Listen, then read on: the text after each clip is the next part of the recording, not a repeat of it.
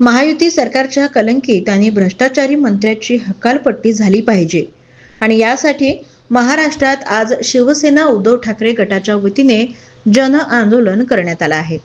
तर आज भंडारा येथे सुद्धा शिवसेनेच्या वतीने जिल्हाधिकारी कार्यालयासमोर आंदोलन करण्यात आलं आहे।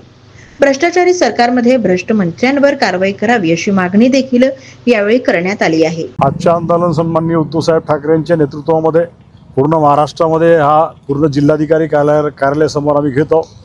पूर्ण महाराष्ट्रामध्ये विधिमंडळाच्या अधिवेशनामध्ये अनेक भ्रष्टाचारी मंत्र्यांच्या विरुद्ध शिवसेनेने आंदोलन उचलले। ज्या प्रकारे महाराष्ट्राची जनता बेकाम आहे, बेहाल आहे, त्यांना सोडून महाराष्ट्राचा कृषी मंत्री हा रमी खेळत होता, असे अनेक उदाहरणं विधानमंडळामध्ये दिल्यानंतरही परंतु राज्यपाल आणि पहिला मुख्यमंत्री हे कोणती कारवाई करत नाही, म्हणून पूर्ण महाराष्ट्रामध्ये शिवसेनेच्या वतीनं हे आंदोलन पूर्ण जिल्हाधिकारी कार्यालयासमोर शिवसेना घेत आहे। आज या गोंदिया जिल्हा जे कार्यालय आहे या कार्यालयामध्ये माननीय शिवसेना उद्धव बाळासाहेब ठाकरे यांच्या माध्यमातून माननीय पक्षप्रमुख उद्धव साहेब ठाकरे आणि जे आमचे सर्व पदाधिकारी त्याच्या माध्यमाने जे महाराष्ट्रामध्ये जे भ्रष्टाचारी मंत्री आहे ते अधिवेशनमध्ये सर्व त्यांचे पत्ते जो खेळत होते, पाहत होते आणि जे भ्रष्टाचार केले होते त्याच्या शिवसेना आणि सर्व जो विरोधी पक्ष आहे त्यांनी उघड केलं। पण आमच्या ज्या राज्याच्या मंत्रिमंडळामध्ये जे मंत्री आहे ते आपले भ्रष्टाचार करण्याचं काम सोडत नाही।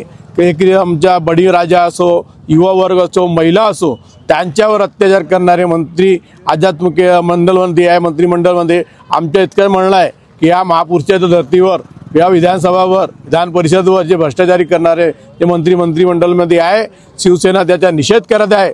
आमच्या शेतकरी बंधू, युवा वर्ग आणि महिलांच्यावर अत्याचार करणारे लोकांना आणि त्याच्यावर जे आमची धरती आहे महाराष्ट्र त्याचे जे भ्रष्टाचार करणारे लोकांना मंत्रिमंडळात काढण्यात यावा। नाही तो शिवसेना आधी महाराष्ट्रामध्ये फक्त मोर्चा काढलेला आहे, नाही तो शिवसेना स्टाईलमध्ये आम्ही मोर्चा काढणार।